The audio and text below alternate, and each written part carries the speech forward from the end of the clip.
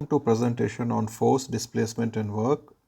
I'm quite hopeful that after half an hour of presentation, your basic concepts will be much more clear और आपके दिमाग में जो भी ये force, displacement, work को लेके जो खिचड़ी बन रही है, I think वो दूर होगी. So before we start, let us try to understand what force is all about. Force होता क्या है in a simple way using animation videos.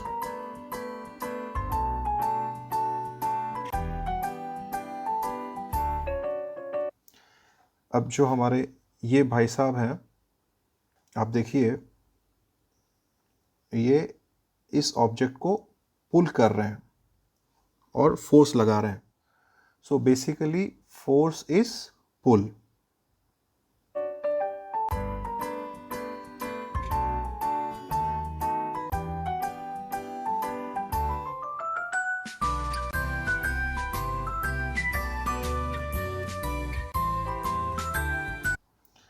अब यहाँ पे भी आप देखिए ये जो भाई साहब हैं ये भी इस डोर को राइट साइड में पुल कर रहे हैं.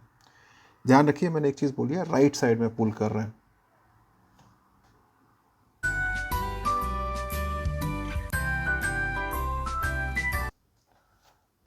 अब ये जो पर्सन है इन्होंने भी इस डोर को पुल किया बट इन्होंने लेफ्ट साइड में पुल किया.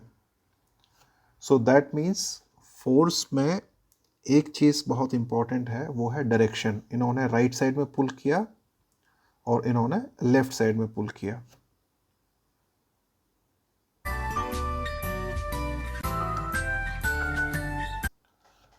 यहाँ पे आप देखिए ये जो पर्सन है, ये भाई साहब देखने में बड़े पतले दुबले हैं बट काफ़ी पावरफुल है. इन्होंने जो फ्रिज यहाँ पे रखा हुआ था उसको इन्होंने फोर्स लगा के यहाँ तक मूव कर दिया और इन्होंने इसको पुल नहीं किया, इन्होंने इसको पुश किया. So force is push and pull both.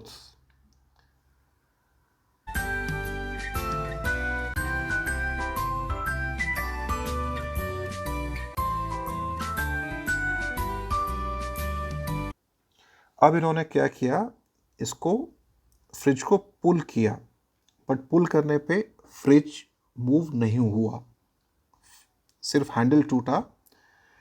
So if you see in this case there was no movement, or in other terms there were no displacement. If there is no movement that means there is no displacement. और इन्होंने force apply किया, ये उसको पुल कर रहे थे, so there was a force, right? And rest all we will study in next slides.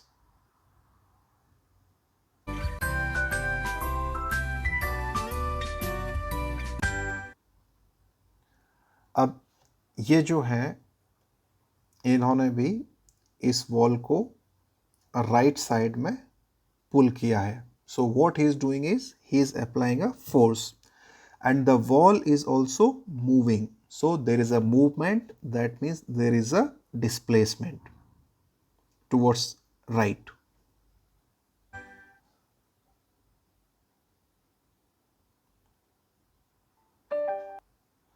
So let's talk about force. Force is basically a pull or push, जो हमने अभी एनिमेशन में देखा. एंड फोर्स को एक्सप्रेस करने के लिए we need both quantity as well as direction. Why direction? If you remember one animation, one person was pulling the door to right but दरवाज़ा खोला नहीं.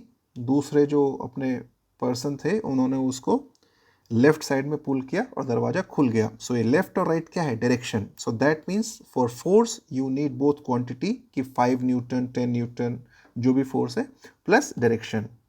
सो ऐसी कोई भी चीज़ जिसको एक्सप्रेस करने के लिए डायरेक्शन एंड क्वांटिटी दोनों की ज़रूरत होती है उसको हम बोलते हैं vector. Very important, please remember. Anything which require only quantity and no direction is scalar. और ऐसी कोई भी चीज़ जिसको सिर्फ क्वांटिटी सफिशिएंट है, डायरेक्शन की ज़रूरत नहीं है, उसको बोलते हैं हम स्केलर क्वांटिटी. एग्जाम्पल है टाइम. फॉर एग्ज़ाम्पल आपने अपने फ्रेंड को बोला है कि मैं 60 सेकेंड के बाद आऊँगा या 30 मिनट्स के बाद आऊँगा। तो आप कभी आप ऐसे बोलते हैं कि मैं 30 मिनट्स नॉर्थ के बाद आऊँगा या 30 मिनट्स राइट के बाद आऊँगा, तो यहाँ पे direction you don't need, so time is scalar and anything which require both quantity and direction is called vector. Example is force, 5 Newton left, 10 Newton right. Okay. Now what is a unit of force? It is Newton और इसको हम capital N से भी denote करते हैं। Unit हर चीज़ के लिए ज़रूरत ही होती है।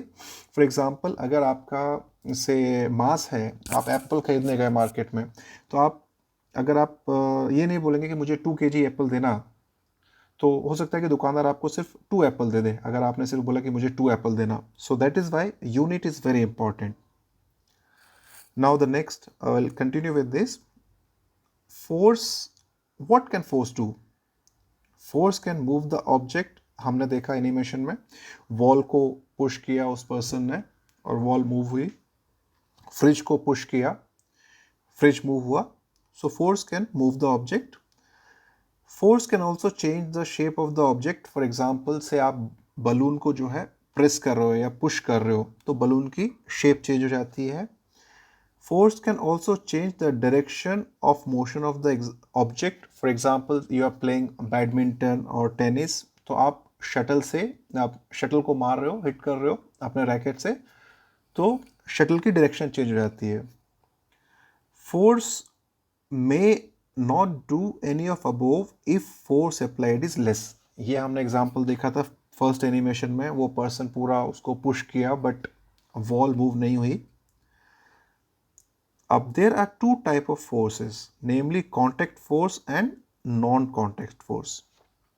As the name suggest, contact force क्या होता है? It requires contact between two object. For example frictional force. Frictional force example है, जैसे कि फॉर एग्जाम्पल से घर्षण बोलते हैं फ्रिक्शनल फोर्स को। तो आप जब वॉक करते हो या आप जब एक सरफेस को दूसरे सरफेस से रब करते हो, तो उसमें दोनों सरफेसेस या दोनों ऑब्जेक्ट का कांटेक्ट करना एसेंशियल है, जरूरी है। दूसरा है नॉन कांटेक्ट फोर्स। जो कांटेक्ट फोर्स नहीं है बेसिकली वो सारे नॉन कांटेक्ट फोर्स हैं।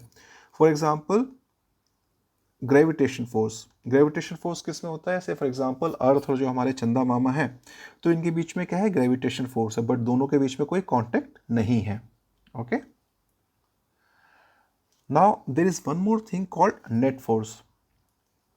अब नेट फोर्स होता क्या है? जब किसी भी ऑब्जेक्ट पे एक से ज़्यादा फोर्स लगता है तो उसमें नेट फोर्स कितना है, मतलब सब फोर्स मिला जुला के उस पर भाई कितना फोर्स लगा। एग्जाम्पल लेते हैं, ये है आप और आपको करनी है बोटिंग, और आप अपनी बोट लेके जा रहे हैं रिवर में, और आपने लगा दिया 70 न्यूटन का push to push the boat into the water, but इतना सफिशिएंट नहीं है। तो आपने अपने एक फ्रेंड को बोला कि भैया आओ और मेरी हेल्प करो, और आपका फ्रेंड भी इस बोट को सेम डायरेक्शन में टूवर्ड्स लेफ्ट, आपने भी लेफ्ट में पुश कर रहे हो और आपका फ्रेंड भी इसको लेफ्ट में पुश कर रहा है।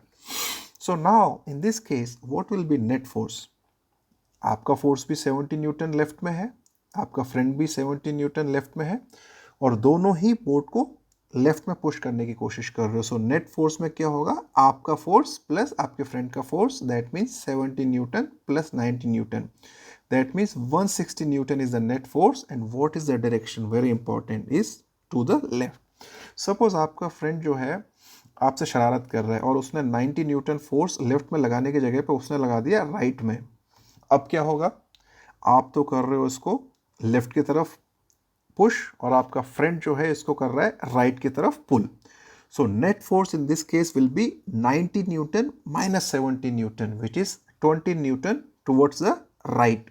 सो be careful with the direction. That is why मैं बार बार रिपीट कर रहा हूँ, फोर्स में डायरेक्शन बहुत इंपॉर्टेंट है। Let us take another example.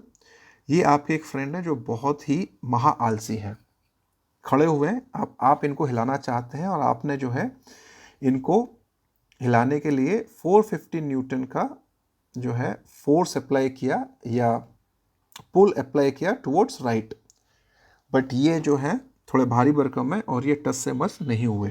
तो आपने अपने अंकल को बुलाया, uncle please help me, and uncle ने भी 450 न्यूटन का फोर्स टुवर्ड्स राइट अप्लाई किया। इन दिस केस आप बताइए, ये जो आलसी महापुरुष हैं इनके ऊपर जो टोटल फोर्स होगा, जो नेट फोर्स होगा वो क्या होगा?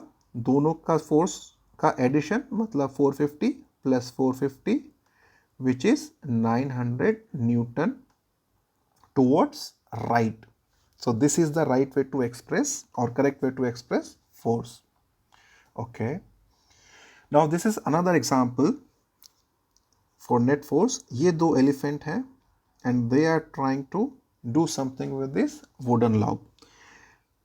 This elephant is pulling the wooden log towards left with 200 Newton force, whereas the elephant on the right side is pulling the wooden log with 200 Newton force on the right side. आप खुद देखिए, एक force लग रहा है left side में, एक force लग रहा है राइट साइड में. नेट फोर्स कितना होगा? नेट फोर्स होगा दोनों का डिफरेंस या दोनों का subtraction. So 200 newton minus 200 newton which is 0. So इस वुडन लॉग पे कितना फोर्स लगा? 0. Let us take another example. आपके फ्रेंड है Brian and Elsa and Daniel and Maria and they are playing tug of war, या जिसको आप रस्साकशी बोलते हैं हिंदी में. तो Brian and Elsa are applying 10 newtons of force towards left, whereas Daniel and Maria, they are applying 12 newton of force on right side. So what will be net force? The net force will be, the direction is not same, it is opposite, so it will be subtraction. 12 minus 10 is equal to 2 newton. Don't forget to mention this newton ka n, and towards right. So this is the correct way to express force. Okay. Now we have completed force. Let's go to displacement. Displacement क्या चीज़ है? Displacement होती है 0 if the object does not move. मतलब आपने force तो लगाया but object move ही नहीं किया. जब ऑब्जेक्ट मूव नहीं किया तो उसमें कोई डिस्प्लेसमेंट हुआ ही नहीं. So that means the displacement is 0. And दूसरा क्या है? Displacement is the shortest distance between final position and initial position. So what is distance, what is displacement? से फॉर एग्जांपल आप यहाँ से चालू हुए ए पॉइंट से और आप पहुँचने हैं आपको पॉइंट बी, और आपने रास्ता पकड़ा बड़ा लंबा चौड़ा, ऐसे पहुँचे. तो ये जो आप ए से बी तक जो आपने सफ़र तय किया है, ये तो हो गई इसकी distance. Distance DISTANCE. But displacement क्या है? Shortest distance between final position and initial position. आपकी फाइनल पोजीशन है बी और इनिशियल पोजीशन है A. So this is your displacement. And displacement कहाँ से? A to B. So direction भी involve है डिस्टेंस में. Remember, distance at displacement may not be same. For example, in this case, this is your displacement, whereas ये जो A to B जो आपने सफ़र किया और जितना भी सफ़र तय किया, ये आपका है distance. Now for displacement, you need quantity and direction both to express. That is why displacement is vector. Very important again. Now suppose a person start from a point A and comes back to same point A. The displacement will be 0. Now for example say ये person है, ये इस point A से चालू हुए और पूरा circle काट के वापस इसी point पे आ गए. तो इनकी फाइनल पोजीशन क्या हुई? वो भी पॉइंट ए हुई, और इनिशियल पोजीशन क्या थी? वो भी ए है. डिस्प्लेसमेंट होता क्या है? Final position minus initial position. Final position A minus initial position A. So the displacement in this case will B 0. हालांकि उन्होंने डिस्टेंस ट्रेवल करी है, और डिस्टेंस कितनी ट्रेवल करी है? This is equal to 2πr, which is equal to circumference of the circle. Okay. Now displacement is independent of path taken to move from initial point to final point. यही हम यहाँ पे हमने prove किया है अभी A to B जो गए हैं. अब आप अगर ऐसे जाते या अगर आप ऐसे भी जाते तो डिस्प्लेसमेंट हमेशा क्या होता? Shortest distance between final point two initial point. and it would have been always A to B. ये जो distance है, I mean ये जो है, यही आपका displacement होता है. And what is SI unit of displacement? The SI unit is meter. Okay. Now let's go to distance. Distance will never be zero if the object moves from initial position. मतलब अगर कोई भी चीज move की अपनी initial position से, तो आपका डिस्टेंस कभी भी जीरो नहीं होगी. Distance is the total movement of object without any regard to direction. For example से आप जो है यहाँ से चालू हुए पॉइंट ए से और आप यहाँ घूम के यहाँ पे वापस आ गए. डिस्प्लेसमेंट हमने पुरानी स्लाइड में पढ़ा, प्रीवियस स्लाइड में जीरो था, बट डिस्टेंस कितनी हुई 2 pi r which is equal to circumference of circle. Distance and displacement are not same. Yes, we only need quantity and no need direction to express distance. That is why distance is scalar. You don't need to say that 5 meter towards right, 5 meter towards north when you are expressing distance. Now, if a person start from a point A and comes back to same point A on a rectangular path, इसका example हम आगे देखेंगे. The distance traveled is equal to perimeter of rectangle, which is twice of L plus B. And displacement in above will be zero as आपका final point and initial point दोनों same है. Okay. Displacement depends on the path taken. This is not displacement actually, this is distance. So distance depends on the path taken to move from initial point to final point. And SI unit of distance is also meter. Now let us try to compare distance versus displacement. ये एक बहुत confusion रहता है students के बीच में कि क्या distance है, क्या डिस्प्लेसमेंट है. सो सपोज आप यहाँ से चालू हुए पॉइंट ए से और आप पॉइंट बी पे पहुँचे, तो ये जो आपने सफ़र तय किया है यहाँ से इस तरीके का, तो इसका पूरा लेंथ जो है, जो मेजर करने पे जितना डिस्टेंस आपने ट्रेवल किया, जितनी भी आपने दूरी तय की, वो तो हो गई डिस्टेंस. बट डिस्प्लेसमेंट क्या होता है? The difference between final point and initial point. So A से B की जो shortest distance है वो आपकी displacement हुई. Next example is this one. Say you started from point A and you reached point B. आपने तीन path choose किए. एक तो path 1 है ये वाला, एक path 2 है ये वाला, और एक आपने choose किया ये path 3. तीनों केसेस में आपका डिस्प्लेसमेंट सेम होगा, which is the shortest distance, and path 2 is your displacement, क्योंकि इससे छोटी डिस्टेंस दोनों के बीच में नहीं है. Whereas displacement, whereas the distance in path 1, path 2 and path 3 is all different, and displacement remains same in all three cases because it is independent of path, right? Let us take one other example. ये जो हमारे भाई साहब हैं, ये point A से rectangular path में चालू हुए, 3 मीटर ऐसे गए, फिर 5 मीटर ऐसे गए, फिर 3 मीटर वापस ऐसे आए, फिर 5 मीटर वापस ऐसे आए, और वहीं पे आ गए जहाँ से चालू हुए. तो डिस्प्लेसमेंट क्या होगा इस केस में? Zero, because final position is also same, initial position is also same. Whereas distance कितनी होगी? 3 मीटर तो यहाँ तय किया इन्होंने, फिर 5 मीटर इधर, तो 3 + 5 + 3 + 5 which is equal to 16 metre, right?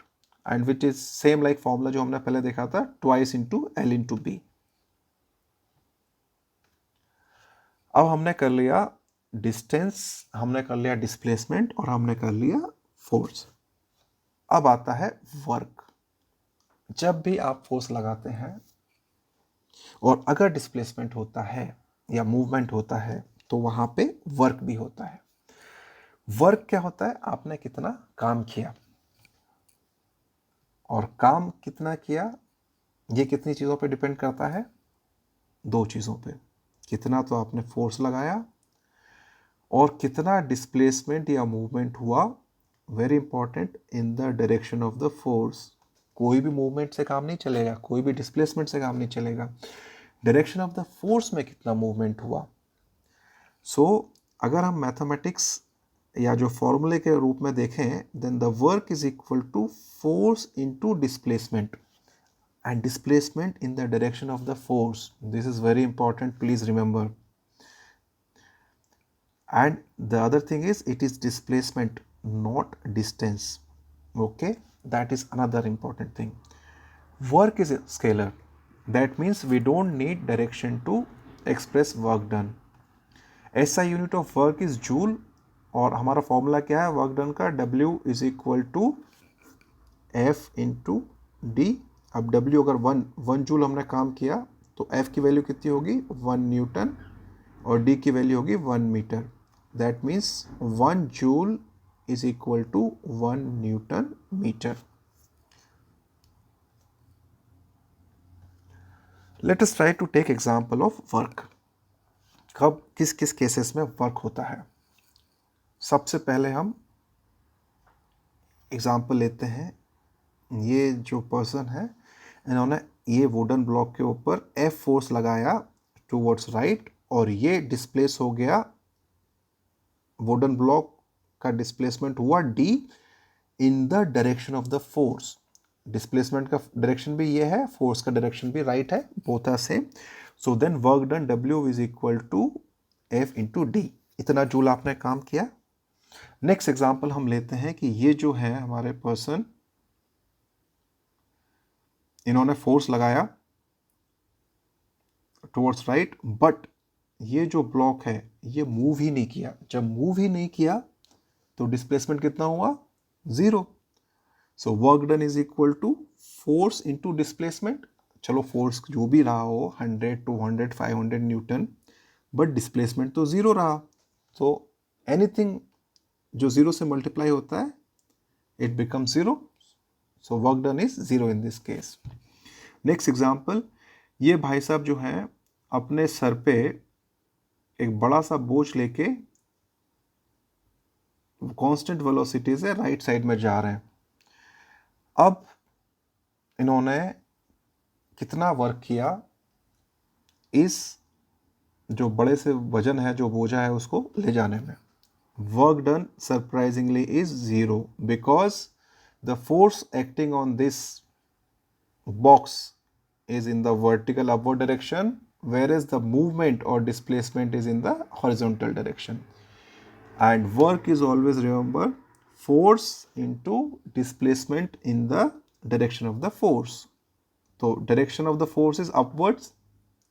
तो ये जो है ब्लॉक, ये upward direction में तो मूव कर ही नहीं रहा, right?